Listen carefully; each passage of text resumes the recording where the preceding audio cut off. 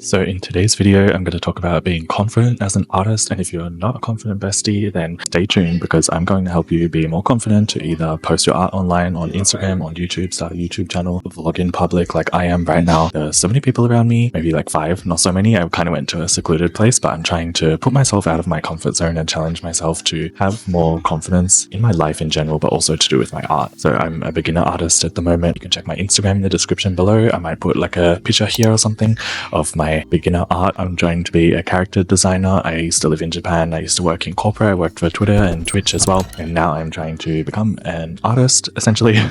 I quit my job because I wanted to focus on YouTube and art. So on this channel, I'm sharing all of the tips and my experiences and journeys as I go through learning watercolor and learning digital art and digital art programs to become a character designer. And I'm not sure where it will end up.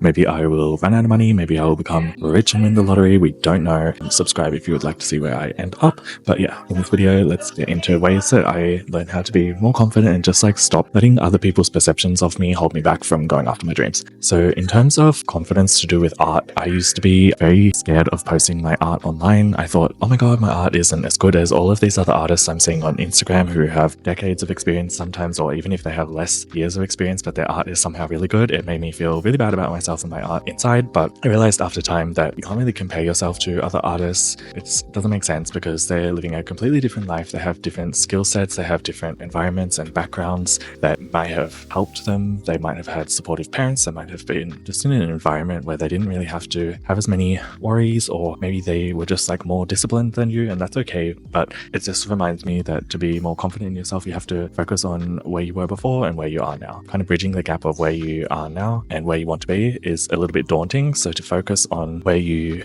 are going, look at what you did in the past, and if you've improved, focus on that small win and don't really compare yourself to whether it's better or worse than somebody else's art, because at the end of the day, other people are making art and they're going to be better than you anyway. So you shouldn't just worry about that. You should see it as an inspiration source that you can do that. Another thing that used to hold me back in general in life, but it also affected my art, was limiting beliefs. I used to think that a creative life wasn't possible for me. I was built only for the 9-to-5 or working in academia or something that wasn't inherently creative, and I let it define me and my paths and what other people would say about my life dictate my own choices in life. For example, previous partners might have urged me to go down a particular path with corporate, and in the end I ended up burning out and not liking it and wanting to do something more creative. So I wish at the time I'd had more self-confidence and self-belief to kind of know what I want for myself and just go after it without caring what other people think. It can also come from relationships such as parents who might try to steer you down a path. Like I used to learn languages and focus on academia and the business side of things, and I would just listen to my parents' mindsets about what I should do with my life. And I remember one time I told my mum when I was like in my early 20s that I wanted to start a YouTube channel, and at the time I wasn't considering making an art channel, but she was just like, oh, why do you want to do that? People are going to judge you, blah blah blah blah blah. And she was just using all of her limited mindset beliefs and projecting them onto me. And because I grew up with sort of like an overbearing mother, even though I really love her, she was kind of like a little bit controlling in some ways when I look back. I think that I always took other people's opinions, such as my parents and whatever, as the end all be all, and didn't really develop a strong sense of self to not fight back, but to persist with doing the things that I wanted to anyway. When I was a teenager, I used to draw and I wanted to take art classes in high school, but my family wanted me to study STEM, science, technology, maths kind of subjects. So I did that and it wasn't enjoyable. It got me good experiences. Like I got to travel overseas and go to live in Japan, work in Japan and things like that. So I'm grateful for it. But at the same time, I'm 32 now and I look back at my life and I'm like, if I had had the confidence to just go after what I wanted from a teenager, I could already be drawing and making the art and have possibly an art career from an earlier age. And yeah, so just develop a strong sense of self. So if you don't have a strong sense of self or self-confidence, the best way to start doing that is with affirmations. So your subconscious mind is very impressionable, and if you're constantly saying negative things to yourself in your day-to-day life, your subconscious takes that as truth about your life and it will influence your actions. So the easiest way that I started to change this, it took me probably like 2 years before I started seeing like actual results, was to say affirmations. You can ask ChatGPT to do this. You can create your own affirmations if you like and you don't like AI. You can buy affirmation books. I have a really good affirmation book. I think I brought it with me.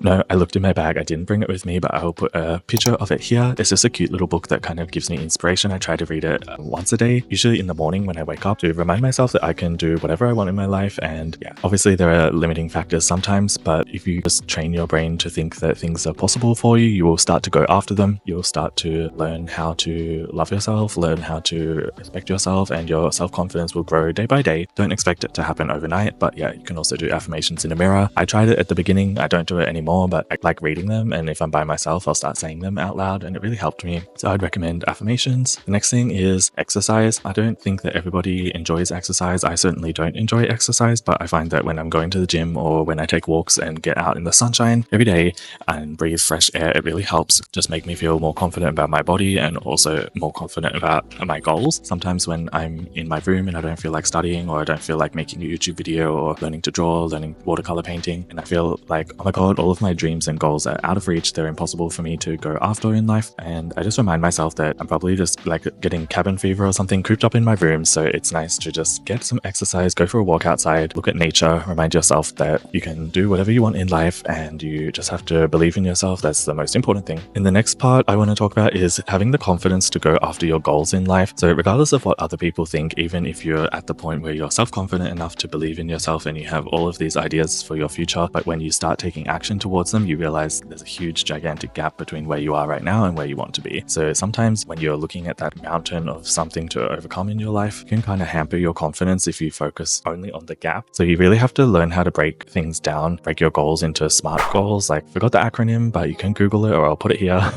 It's just like ways that are easy to measure your goals and how to achieve them, and break things down into easy to manage steps. This will help your confidence as well, because you're not trying to like climb the entire mountain at once. You're just taking a little step, celebrating your win here every time you step up.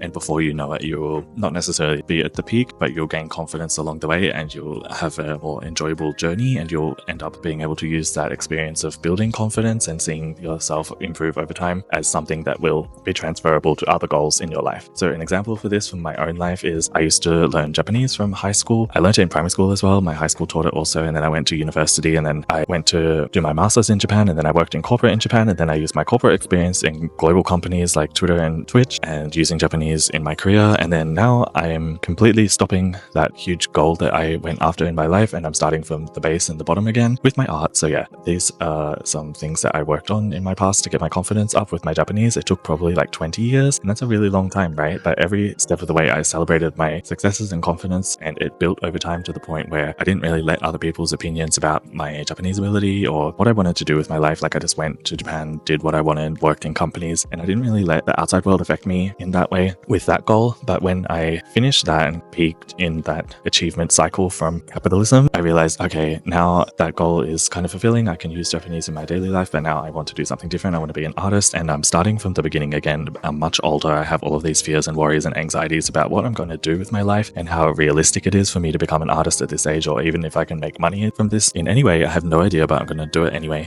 And yeah, so that's how I build my confidence. Even though I think my drawings look really bad at the moment, I don't let that stop me from posting on Instagram. I don't let that stop me from starting an art YouTube channel. If people don't like to see a beginner art, that's completely fine. If they don't take people's opinions seriously from a beginner artist, that's also fine. I can't control how other people think, but I'm not going to let that stop me from going after my goals myself. So yeah, I hope that gives you a little bit of an insight about how to build self-confidence and self-worth, and if you have experiences in another area of life, how you can apply what you did in there, building confidence slowly over time, and realize that you can do it even if you're starting as a beginner at something else, that you can go after your wildest dreams and believe in yourself. So yeah, if you need external validation, I believe in you, bestie. Go after your goals. Bye. Love yous.